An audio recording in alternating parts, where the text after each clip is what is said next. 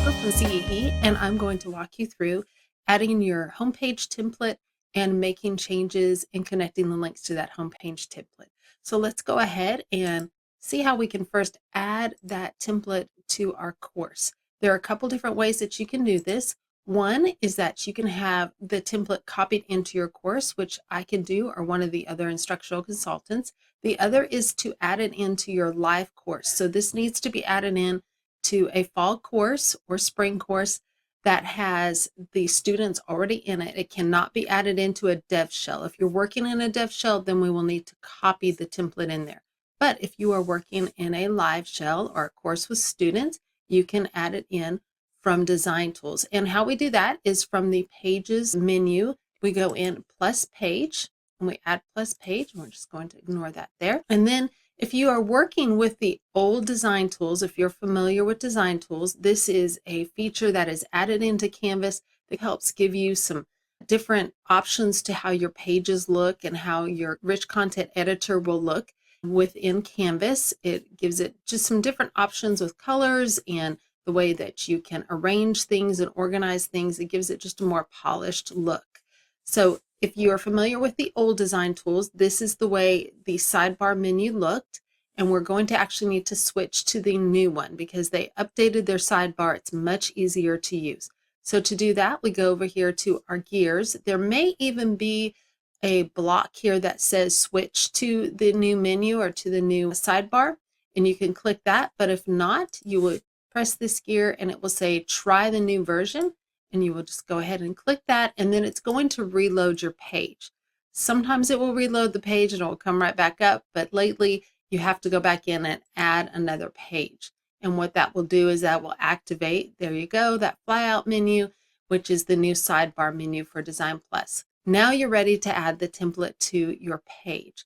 So to do that, we click on Add New Elements. This is the new toolbar up here at the top.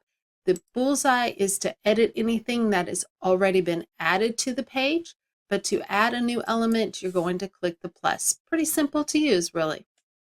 Now we're going to go down and find template content. Anytime you have used something new in Design Tools, you will see it come up here under Recently Used Tools. If you do not see it there, then you will scroll down to all the different areas of Design Tools. And this one will actually be under Page Layout. So if you go down to Page Layout, you'll see Template Content, and you will click on that. And by default, this template drop-down menu should drop down.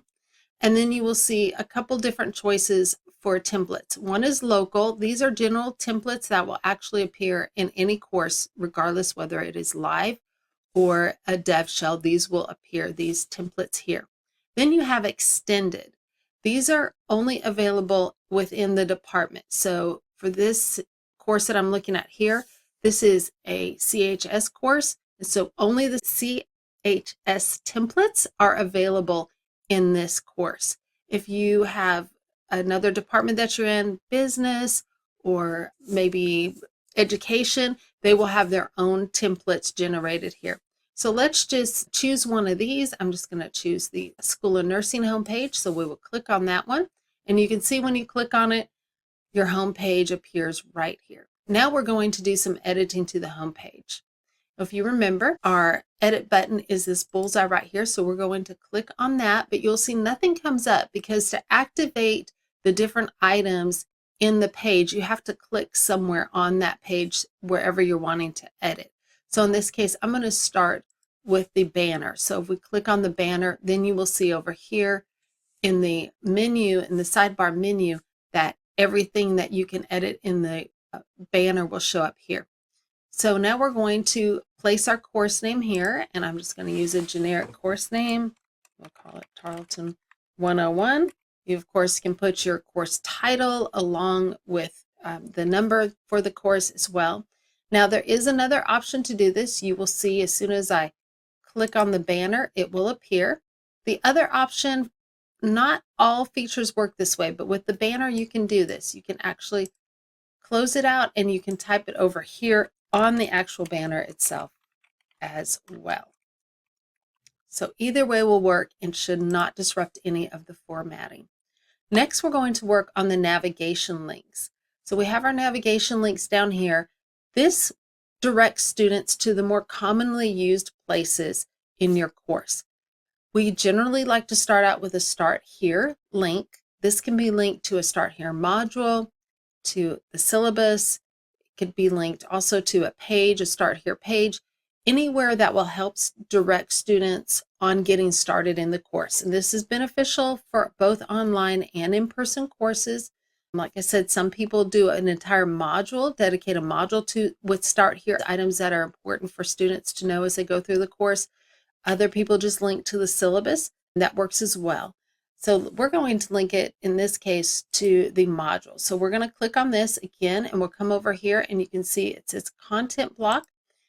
We sometimes have to click around to make sure we're clicking in the right spot to pull up all the different elements that are available to edit within the navigation menu. Now, this is actually called a link grid. That's what they call this little navigation, these navigation tabs down here. So if you click on the link grid, you'll see it will give you all the different same options that are available here that the tabs are labeled here. But I like to click within the menu, so we can click on the link, and this will help us link up to different places within the course. And you will see down here, there's the Start Here, so we know we're only working with the Start Here button that is on the navigation link. And then we're going to click Course Links. This will give us an option to link to anything that is in the course. For this particular one, I'm going to link to a Start Here module. So we see modules, and we click on the modules button. Now, before you click anything down in this section, pay attention up here. This replace link text is sometimes checked. If that is checked, you will want to uncheck that, because what that does is if your module is labeled something different or your page is labeled differently than what this Start Here title is, it will replace that text. And sometimes that can mess up the formatting. So there's a way we can change that. But for now, we're just going to stick with Start Here, make sure that is not clicked right there, and then here's my Start Here menu, or Start Here module. So we will click on that.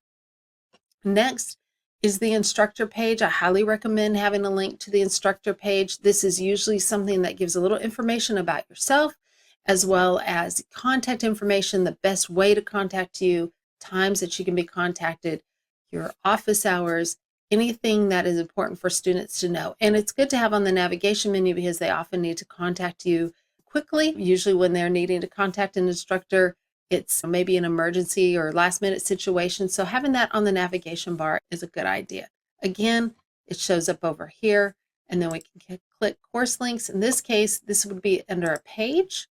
So I'm going to click pages, and I'll go down here, and instructor information is there. Once you take the check mark out of the replace link text, it usually will not appear again. So you don't have to worry about doing that again. The third navigation tab can be a variety of things depending on your department. For nursing, a lot of times it's clinicals. It can also be resources. And just for sake of showing you how you can change this, I'm going to go ahead and change it now. Again, I'm going to click within this menu here, and then hit the link up here in the edit menu, and that will show me clinicals. But this is the way you would want to change the title of a tab. So I'm going to click that, and I'm just going to change it to resources. A lot of times I use specific resources for a course that maybe I want students to be able to reference throughout the course. So I'm going to have that, and maybe I'll even title it course resources so students know the difference. And then I will go up here to my links, and this is usually for me a module. So I will go down here. In this case, if I don't have it ready, I don't see one on here, so I'm going to just click like module 8, and we would pretend that's a resource module. And then the last and final one is the TSU resources. Again, this is by your department. It is up to them, but this is a Canvas site that we have set up with support resources for students. It's a separate site that you can link to. I do think it's a good idea to have it available for students on this page, but again, your department may decide that they want to link to somewhere else, and that works as well. The next piece we have here is the introduction section, And this is just a little sample introduction, but you'll want to go through and customize it, personalize it for your course, include a little welcome. Some people even put their objectives here, or maybe some other information that they want students to know about the course. I've even seen a welcome video in this section. You can have your email information. That's what this contact information would lead to, would be your, or link to would be your email information. So there are a lot of different options here, but the idea is just to have some sort of a welcome to the course. Next, we're going to link our modules. Now, by default, these are placeholder modules, so we actually want to get rid of these, and the easiest way to do this is to just go in and delete them. So we're going to click right there. Again, we're going to go up and hit our edit, but you'll see it's already on modules list, and we're going to click the modules list there, and then we're just going to put these in the trash. And don't worry, even if you mess this up, everything's fixable. So we're just delete it. There is a little feature up here that I declined to mention earlier, or failed to mention earlier. It is up here. It's this little redo button that we see on Word documents and things. I love this button, and it will actually undo. And if you do that, it brings whatever you just did right back up. And you can see there's a number next to it because that means there's 17 things on this page that can be redone or undone. And so that is a great feature. I use it a lot. So it's your little safety net there. But in this case, we really did want to delete these modules. So we're going to go through and click that and click the trash can once again. Now to add these back in, we want to put our cursor wherever we want to add something in. So in this case, I'm going to add it right back where these were, but these are going to be added from my course. So we're going to hit this plus button to add new elements. And then we're going to go down here a little ways, and we're going to find our modules, where our module tab is. It's under navigation. A lot of times mine are up here in this recently used tools because, again, I use a lot of the same tools over and over again. So we will just go ahead and click on this. Now, when you activate, this is going to generate the modules that you already have created. There's no need to add names to this or to link to their modules. This just automatically uses the modules that you already have created in the course. And you will see there they are. There's the name next to them. And then these are actually links to the modules. So when a student clicks on this, it will take them directly to that module. I have my other modules that I would like to add on here. So I'm just going to go through and click these. Click the ones that I want to appear on the home page. Now, if you do not have a module published, you will see that indicated here. The green check mark, that means the module is published. And if you see it is not, it has a cross through it, then it's not published and it's not going to be accessible to students. You will still see it show up here, but it's not going to be accessible to students. So if you like to have your modules open in order by date, they will not show up here until they are published or they are available. And then also we have this icon picker. So by default, they use the little location icon. If you want to change that, you can click on that and you will see over here on the side their icon. Now you may decide you don't want to use this. You don't want to use icons at all. That is fine. You can click on these and come over here at the very top. It says remove icon. And if you want to remove them all, you just click on the icon here at the top. This actually does anything for all the modules. It will make changes to all the modules. So I'm going to click on that and I'm going to go ahead and click remove icon, and it will remove all the icons that are in this section. You may on occasion have to go in and refresh. This is the refresh module list to activate any changes that you've made. And you can see now that all the icons have been removed and you have just a clean list here. Now, you may want to change how your module list is displayed. There are a couple different options. If you scroll on down, you will see this style drop-down menu, and you will click on that. Another thing you will also see is a preview menu down here, which will give you an idea of what it will look like when the page is finished in this particular section. So right now, by default, we have this set to the module list being one row. We can change that to 2 rows if particularly if you have a lot, if you have a 16-week course, you may want to do 2 rows or perhaps even 3. And what this shows you is exactly what it'll look like if you have, or how many rows will be displayed if you have a regular screen, a laptop. You can change that as well, how many rows you want to display on a laptop, which is smaller. And then finally on a device like a phone or even a tablet. And a lot of times it will default to 1 anyway, but you may want to set it to 2. And that's how you can have a different look for your modules list. Another feature that is available, this is again something that's a little more advanced, but an option you may want to do, is have the links to the module displayed, so that the content's displayed. So what this will do is when you click on the week, it will actually display the contents of that module on the homepage. It's a pretty cool feature. It just gives a student an idea of what they're going to be engaging with in that module, and then they can link directly from the homepage to those items in the module. So let's see what that looks like. There are a couple different options again for this. One is all, and this means that all the modules will be active to where they can click on it and see the module content. Now, if you have something not published, they will not be able to access anything in the module. The other option is current, and this is where you can set dates. So if you only want them to access and look at one module per week at a time, then you can set a date for this module to open up. Like this one is set for September 12th through the 16th. You can set dates so it only opens up September 12th through the 16th, or it only opens at September 12th and then there is no close date. You can do that option as well.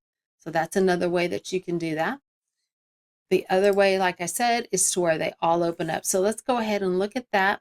It is important to know that there is a default setting when you use this on how the modules will be displayed. So what you had up here on the style list will not look the same once you use the all feature quick link feature down here.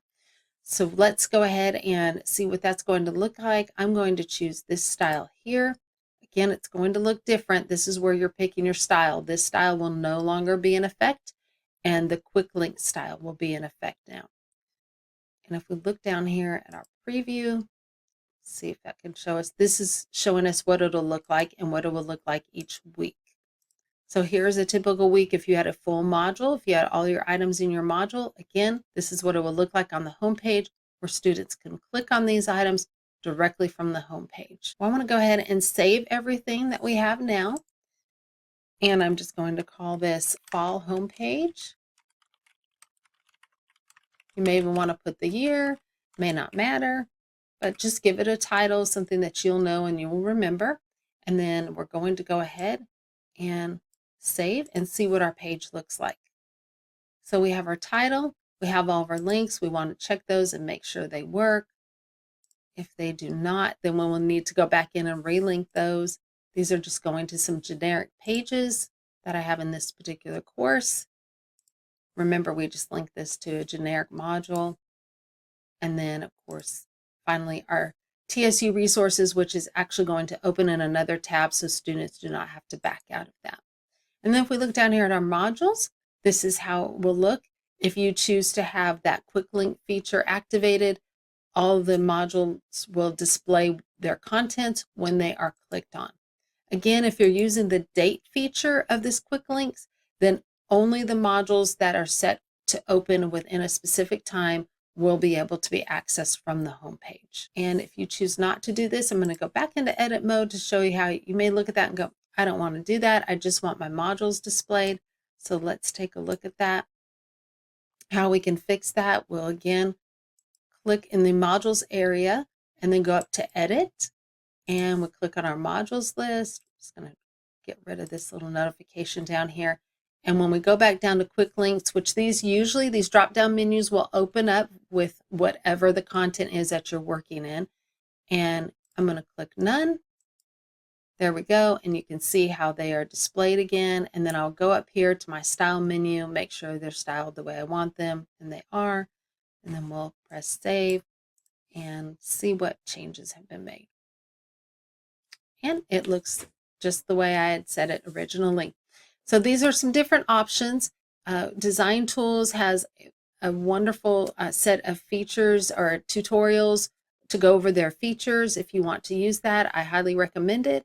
And if you want to learn more or you need any assistance at all, please reach out to CEE, the instructional consultants, myself, Pam Huckabee, Melody Smith, and we'd be more than happy to help you with any part of the process. Thanks again for watching this brief tutorial brought to you by the Center for Educational Excellence. If you like these types of videos, please subscribe. Also, reach out to us via the information on the screen if you have any further questions. Thanks a lot and have a great day.